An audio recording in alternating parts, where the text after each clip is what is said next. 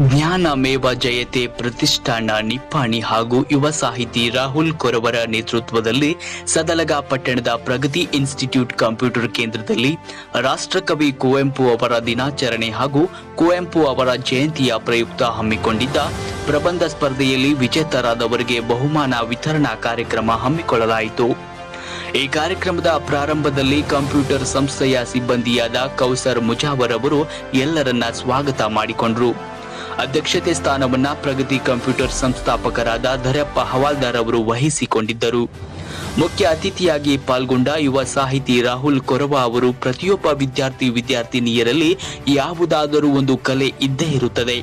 ತಮ್ಮ ಶಿಕ್ಷಣ ಮತ್ತು ತಮ್ಮ ದಿನನಿತ್ಯದ ಚಟುವಟಿಕೆಗಳಿಗೆ ಕಲೆಗೆ ಸ್ವಲ್ಪ ಪ್ರೋತ್ಸಾಹ ಕೊಟ್ಟರೆ ಸಮಾಜ ತಮ್ಮನ್ನ ಸಾಧಕರಾಗಿ ಗುರುತಿಸುತ್ತದೆ ಎಂದು ಮಾತನಾಡಿದರು.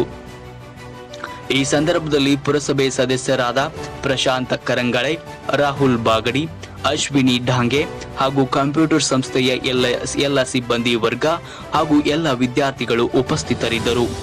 ಈ ಕಾರ್ಯಕ್ರಮವನ್ನ ತನುಜಾ ನವಲೆ ಅವರು ನಿರೂಪಿಸಿದರು. ಸಂಗೀತ ಕುರಿ ಅವರು ವಂದಿಸಿದರು. ಇದಾಗಿತ್ತು ಈ ಹೊತ್ತಿನ ವಿಶೇಷ ಸುದ್ದಿಗಳಿಗಾಗಿ ಎಂಆರ್ ನ್ಯೂಸ್ ಅನ್ನ ನೋಡ್ತಾ ಇರಿ. ಎಂಆರ್ ನ್ಯೂಸ್, ನಾವು ನಡೆದಿದ್ದನ್ನ ನುಡಿಯುವವರು.